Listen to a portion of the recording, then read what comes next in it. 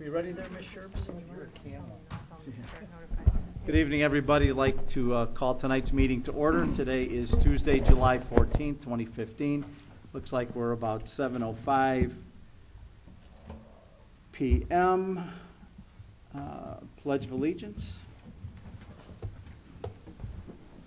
I pledge allegiance to the flag of the United States of America and to the republic for which it stands, one nation, under God, indivisible, with liberty and justice for all. Shirley, would you please call the roll? Present. Present. Trustee Rita? Present. Trustee Stecker? Present. Trustee Perry is absent. Trustee Yorkovich is absent. President Julio? Present. We do have 1, 2, 3, 4, 5. We do have a quorum this evening. Janet, any presentations, or is McGrath going in the cow, or are they doing it now? On the cow. They're on the cow, right? Yes. Okay, any other presentations that we need? If not, there's public comments and questions to give as many visitors as possible an opportunity to speak. In the interest of trying to get out by 9, please limit your comments to 3 minutes in length and then less further time granted by the board on active or general matters. If anyone would like to address the board, step up to the microphone. You give your name. You don't have to give your address, and fire away.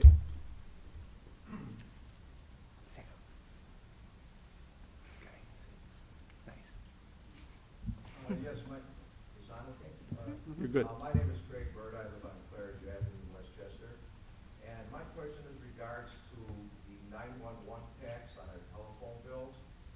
It's my understanding that when Westchester developed their own 911 call center back several years ago, there was a tax imposed on all landlines of $1.50 per landline in the household. Now, from what I've read recently, we no longer have our own dispatch system. We're going to Norcom, and the savings realized, according to the Westchester newsletter, is approximately $100,000 a year by doing so. Why are we still being charged the $1.50 a month tax on our phone bills, and where is this money going? Janet, you wanna- The money is going to pay for our dispatch service. We have an E911 fund. Greg, feel free to jump in whenever. The tax did not go away just because we've outsourced it. We still have costs of providing the 911 services to our residents, so that's why the tax is still in place. Well, that's why I was wondering if the tax was put in for a specific purpose, and that purpose no longer exists, why the tax exists, and if we're saving $100,000 a year, why is that tax not lower? It's, Well, you know, the 911 tax that was put in place did not cover all the costs and expenses of the 911 system. It covered a good majority of them. It was augmented by the general fund. So when you had the other salary questions and things of that nature, it came out of the general fund to make it whole. So we still have that situation, you know, going on presently. I guess it's something the board could review as far as finances are concerned. I know there's been some legislation recently about changing and melding 911 systems together, and I think... I haven't seen the final draft, but the amount that's going to be assessed landline users is going to be reduced statewide. I'm still waiting for final legislation to review that, but I've heard the number that was put in place at several different stages at 83 cents statewide. So municipalities would only collect 83 cents per landline. That same charge would go towards, the same fee structure would go towards cell phones as well. for example, I noticed the cell phones don't charge that tax, and if a family of 4 people have 4 cell phones, they're not paying it. They do. It is a 75 cents tax currently. 75 cent tax is the state of Illinois. Correct. That does go to the 911 fund. Landline specifically says village tax, that's why. right, Understood. that was local ordinance. We get reimbursed based on the zip code of cell phone bills. The state of Illinois reimburses us funds for those. Right, and just for clarification, when outsourcing, our primary cost savings was the salaries of our dispatchers. We had 7 dispatchers, and those, other than their overtime pay, was all funded out of our general fund. It was not coming out of the E911 tax. I see. Okay, thank you. But great question. Thanks, Greg. Anyone else?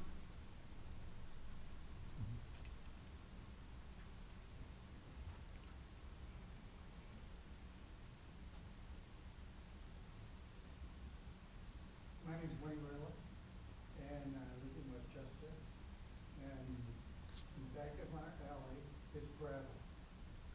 I'd like to know why we have gravel out there, and it's really not maintained, because there's a lot of holes in there. Well, in the short answer, it's financial.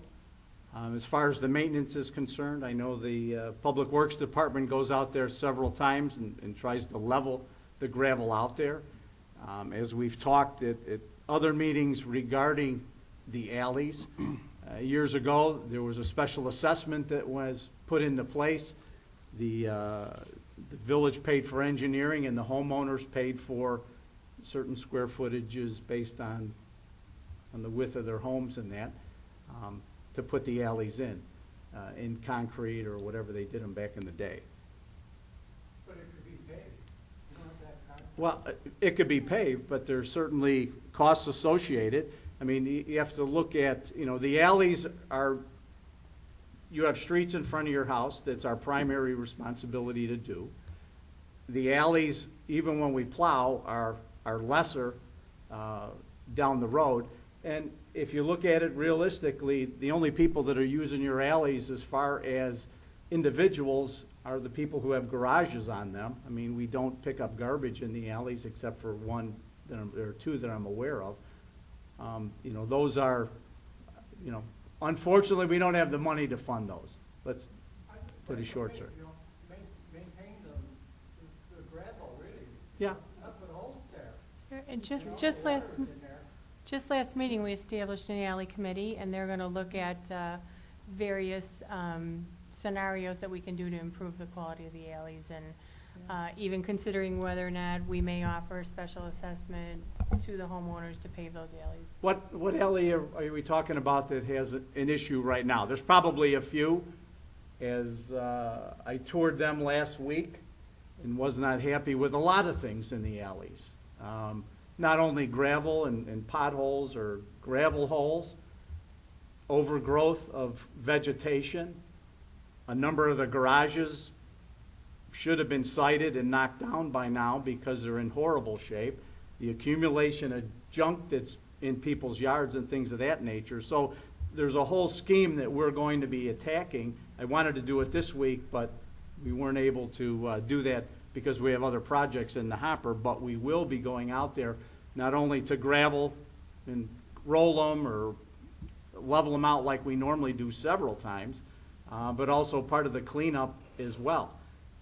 There's people that have left leaf bags in the alley that I ended up picking up myself that have been there probably from November, that they couldn't walk them out to the front of their house to get them. So there's a lot of inactivity, and I'm confident you're doing your part to keep it up, but you drive through them as well, and I think you would agree that there are a number of people that don't care about their alley one way or the other. I spent half the day today in an alley with the SWAT people cutting vegetation back because we couldn't even get in there with the grader because the vegetation from their yards and their easements went into the Manheim Road alley where they told me they couldn't get the equipment in to roll it and gravel it. So we did some work on that. But there is an alley committee like the village manager indicated. They're going to be, Carl and Angelo are going to be putting out feelers to see how we can get I'd like to get them paved, to be quite honest with you. Period. Why don't you pave all the streets over there on the south over there of Terminal? Paved a lot of streets over there We did patches. last year.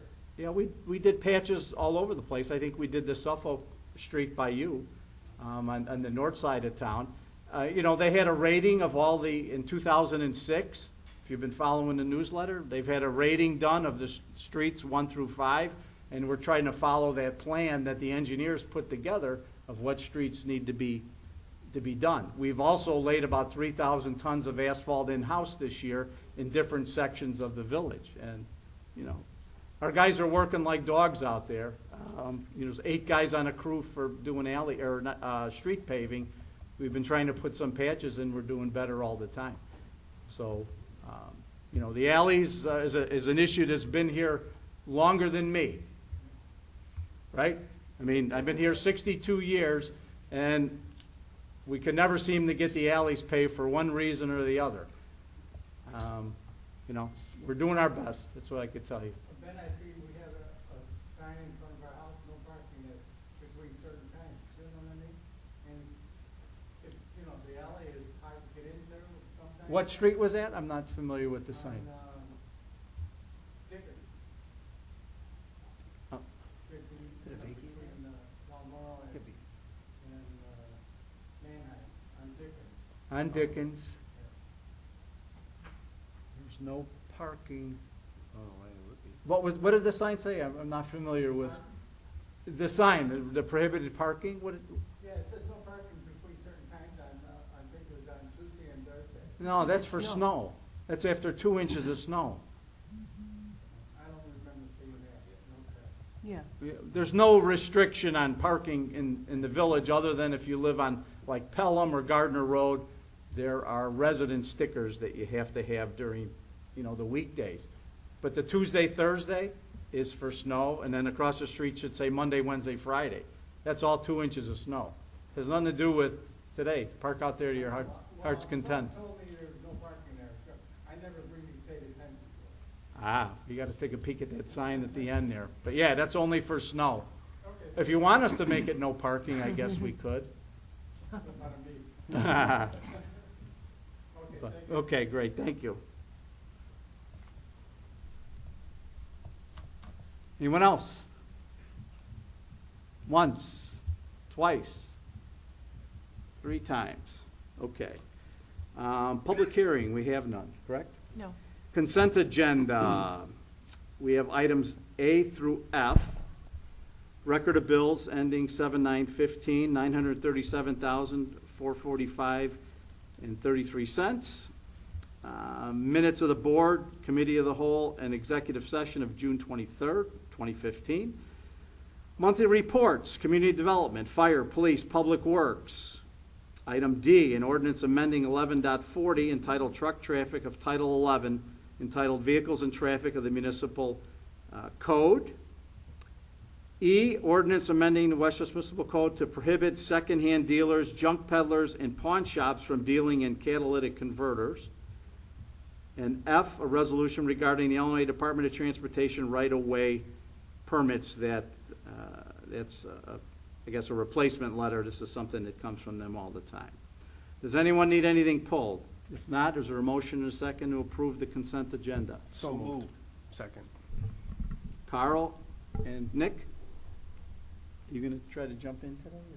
I will. Okay. This is the first one. Okay. All right, there's a motion by Carl, seconded by Nick, to approve our consent agenda, A through F. I think I got all the numbers correct. Yes. Sherby, please call the roll. Trustee Celestino? Aye. Trustee Rita? Aye. Trustee Stecker? Aye. Trustee Calhoun? Aye. President Julio? Aye, motion carries. Item number 7, under A and B.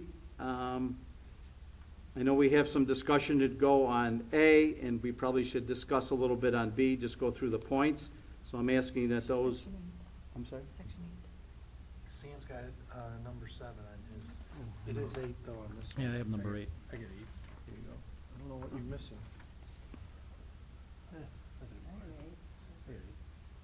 Oh, I got the old copy without the pledge. That's it. Yeah. You were missing the pledge on yours. We're on. Okay, item so eight. item number 8. Okay, I'd like to talk about those in executive session, and then hopefully we'll be able to come out of executive session and then vote on those, Mike.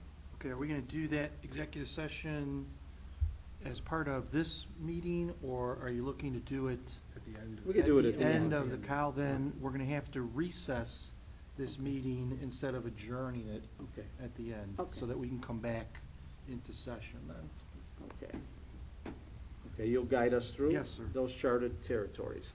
Okay, need a motion and a second to do that, or No, just we're, pass them? Okay. wait until we get to All right. adjournment. Manager's report, Janet?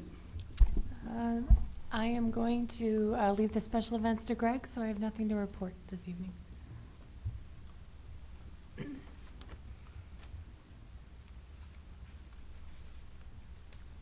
Okay, I'm sorry, Michael, attorney, anything?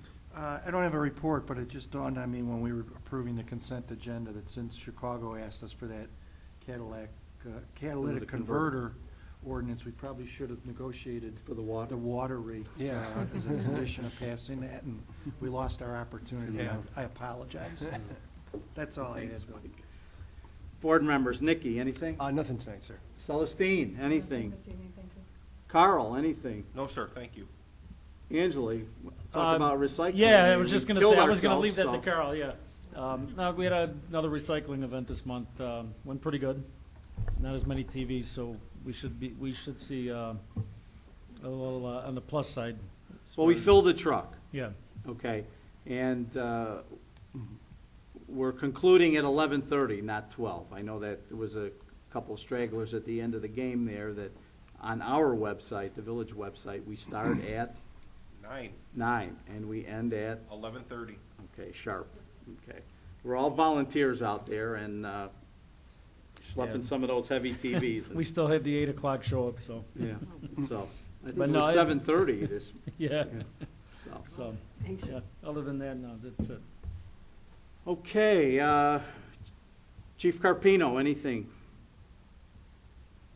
As of last month, there was discussions on the stop sign enforcement throughout the village. There was some concern about some of the intersections not being properly monitored. So our officers conducted 163 directed patrols over a 19-day period, a little over 85 hours of specifically on all 3 shifts, observing intersections throughout the village at different zones. And through the 19-day period and the 85 hours they spent monitoring stop signs throughout the village, I could give you a whole accounting of where they were at and when they were there, but I will give you one page of a summary of the events. It was a total of 12 violations and 12 citations were issued. So there was no warnings given, no written warning, no verbal warning. There's 12 traffic stops and 12 tickets. So and we will continue to target different areas throughout the zones and all 3 shifts to try to get more compliance on stop signs. But like I say, 85 hours were designated, 57 various shifts over 19 days, and we came up with 12 violators. I'll have that available for you. And in the packet is why I just distributed the monthly report for the investigative division. It wasn't in the packet. And Westchester Boulevard, the signs are in order. Robert ordered the signs for us. I know the ordinance is being adopted, so as soon as the signs, I believe it's going to be a few more weeks before we get the signs. We've designated where they're going to be to make sure they're properly, northbound and southbound on Westchester Boulevard throughout the village. There'll be no commercial truck traffic other than for local deliveries. Doesn't matter what size the truck is. Trucks are not allowed on the boulevard unless they're conducting business in town or if they belong to a resident and they're not commercial vehicles. So we'll step up the enforcement as soon as the signs are up. We had the car sales, the opening the bids, and we had 3 squad cars for sale, and a dump truck and a lawnmower. To report on the cars, the EMA car, which is the 2005 Crown Vic, it had 92,000 miles on it. The highest bid was $751. The 2007 Ford Crown Victoria that belonged to Public Works, that is parked out back. It's got a few flats, looks like an accordion.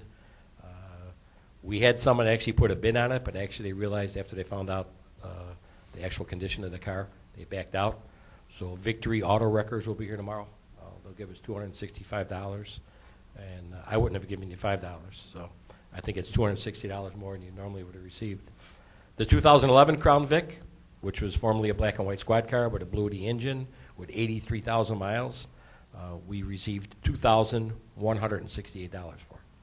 So I think that was very generous, $2,168. And the dump truck sold for only one bid on a dump truck, which was for $408. So we have 2 more vehicles that will soon be offered for sale. Will be another Public Works vehicle that didn't make it through the flood a few Mondays ago, and another police vehicle that the engine is the Ford Explorer. And there was another vehicle we seized from a burglar. It's a beat-up SUV that's out back with extensive damage. That's going to have to go to Victory. I'm sure no one's going to want it. So within a month or so, I will ask you to declare surplus 3 more vehicles: the Public Works car, the CSO car, and this van that we seized in a burglary.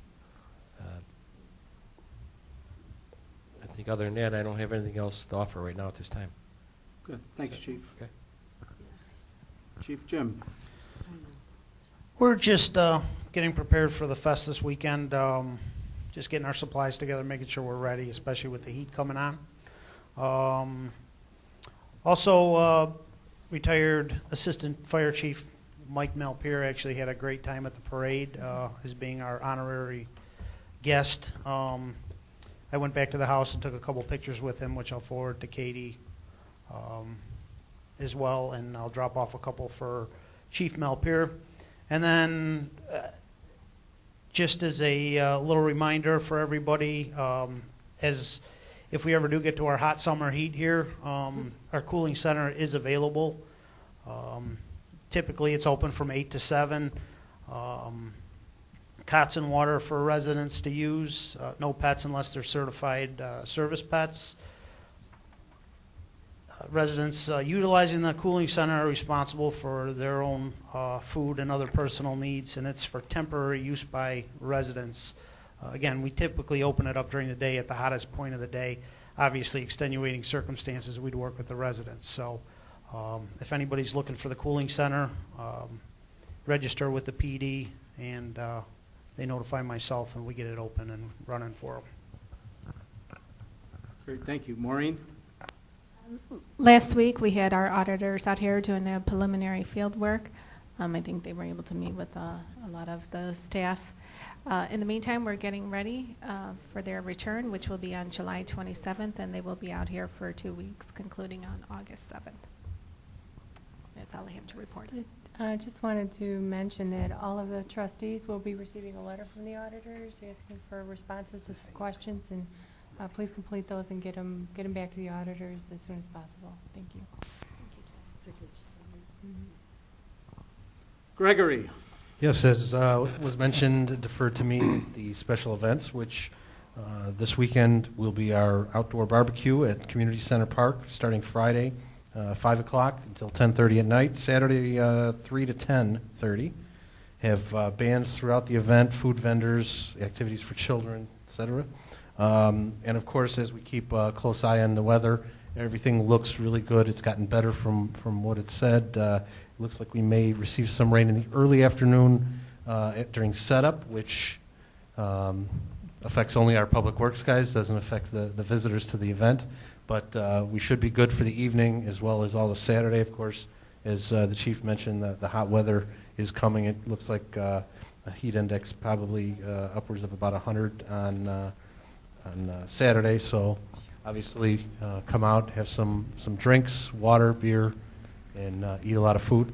The other thing I wanted to mention with regards to our MuniCode site, forgive me, I don't recall where I left off in mentioning things on this, but we've just received our update, a physical copy of our update, and our website has been finished with a majority of that. In reviewing it myself, comparing it to some of the ordinances that were pending, I did notice that there were some missing. There were 6 ordinances missing, not due to their fault, but due to some clerical errors as to how they were named at some point in time. So we're working on clearing that up, and by the end of the week, I'm supposed to have a thumbs up that everything's okay. But our website will be up to date as of May. We also did it under budget, and possibly under budget enough. I'm still penning some numbers together to have another review done later in this year to make sure that we keep up on it, because it was one of the things financially we had some difficulties keeping up with. But I think this time we should, by the end of the year, we should be able to do this again with the remaining ordinances from this year. So as always, the MuniCode site has what Muni Code has codified, if you will, and on our website, prior to entering that site, are the other ordinances that will be posted as we, as you, I should say, pass those ordinances. So if you have any questions about it or come across anything, obviously, I can only review what I have, the information I have, and I can only go through and match up as much as possible. So if you ever notice any errors, clerical or otherwise, please let me know, and I can let them know to make clarifications on that. All right. So in other words, when you go to the website and you click on municipal ordinances, you're going to get a screen with all the ones that we've passed that have not been put in the book, so to speak. That's correct, with a description They're not in of what that is, So as well as the ordinance. You're going to have to look twice, in other words. You have to scan down for all the things since May, because unfortunately, we can't codify on the fly. We're doing it as fast as possible, but yes, those missing, at this point, missing 5 ordinances are still on the site. Great. So if you have any questions, let me know. Thank you. Robert? We continue with our summer paving schedule, our in-house. This Thursday, we'll open bids on the 2015 street program. We are doing a fair amount of patching with our water distribution system, following up with our leak detection survey. And our factor has been out almost every day this week. We continue to do cleaning out of catch basins along Roosevelt Road. I also have 2 new items that are not on your agenda for the committee of the whole meeting. I want to add under information only in item B and C. We have a failing HVAC system up on the roof, and I need to replace it quickly. But the dollar amount requires us to have some board action, so discuss that on the committee of the whole and bid for the Roosevelt Road main project. Great. Thank you, Robert. Melissa? Good evening. I think everybody knows this now. Westbrook Corporate Center is being sold tomorrow to Blackstone Group. BNF has been out doing inspections all week, so is the fire department and our plumbing inspector. We've got all of our inspections complete, and we're going to be having the reports over to them probably tomorrow morning. It's quite an undertaking going through all those buildings, but we got it done in a short amount of time. Wanted to let everybody know that this is mostly for residents that may be watching or listening. In this last newsletter, I put a story about pre-application meetings. They're available to anybody that might be doing any kind of construction project. If you'd like to come in and go over the process or what you need to do to come in and apply for a permit, you can feel free to give my department a call, and we can set up a time to come in and go over that process with you. And lastly, last month we issued 212 permits, completed 286 inspections, and it was about $1.6 million in construction value. That's it. Great. Thank you. Robert didn't go far enough with his commentary regarding the storm sewer system on Roosevelt Road. Unbeknownst to any of us, back in 1975, the then village president signed an agreement with IDOT. They must have done some work along Roosevelt Road and fixed something that gave us maintenance responsibility of the storm sewers from the base of the Roosevelt Road Bridge to 294 Expressway. So I didn't know our boundaries expanded out that far, but apparently for maintenance, the agreement did. As a result of a couple weeks ago when we had severe ponding underneath the Roosevelt Road viaduct here, where we had to reroute traffic, PW went out there and took a look at some of the inlets in that, and even on our own, prior to even knowing that there was a rule or agreement for us to maintain them, we started some maintenance on them, contacted the state, and alas, here appears the magical letter. So, for the last week and a half, the Vector machine has been from Roosevelt Road on the north side going up to Westchester Boulevard. Now they've actually gone to Manheim Road and they're going back the other way. But we did it kind of in horseshoe sections. I'm here to tell you that some of the manholes were filled to the top with mud. And in fact, sucking out 3 manholes filled the vac on a couple of occasions. So, and I have pictures. One of the storm sewer main is about 84 inches, and it unloads underneath Roosevelt Road by Hancock Engineering underneath the bridge.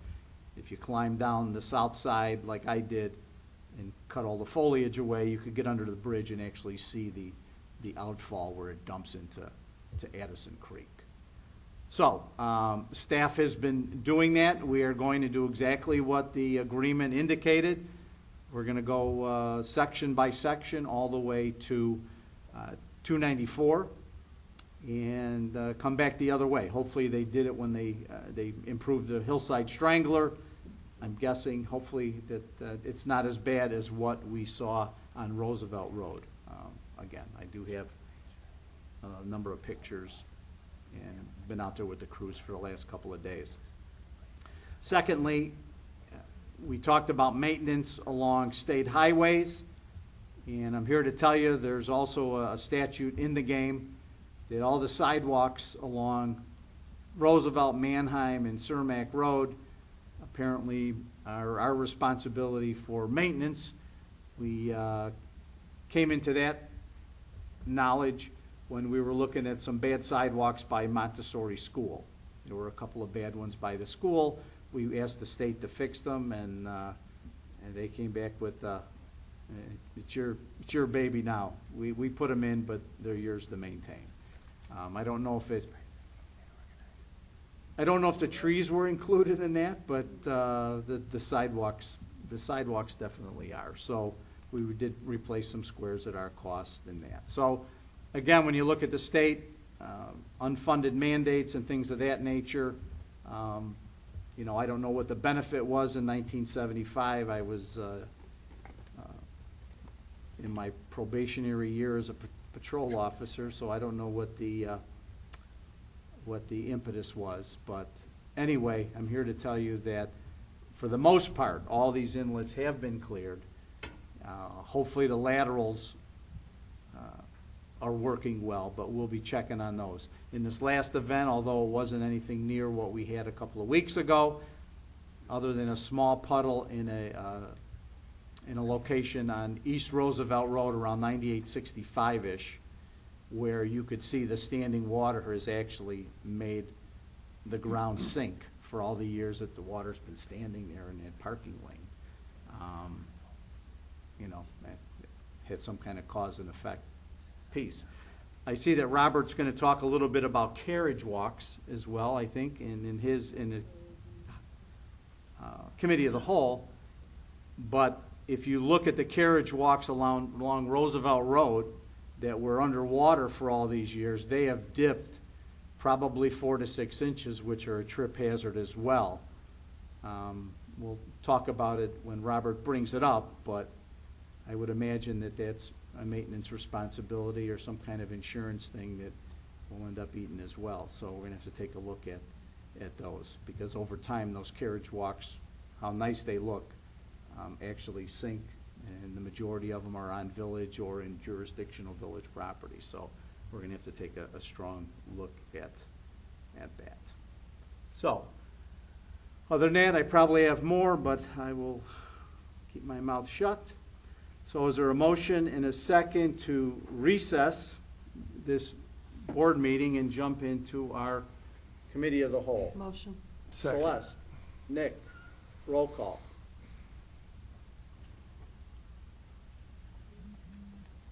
Trustee Rita. Aye. Trustee Stecker. Aye. Trustee Calpagno. Aye. Trustee Celestino. Aye. Trustee Stewart. Aye. Motion carries. We will conduct our executive session after the committee of the whole, and then we will come back in the session. So those that want to stay can stay. Those that don't want to, don't have to.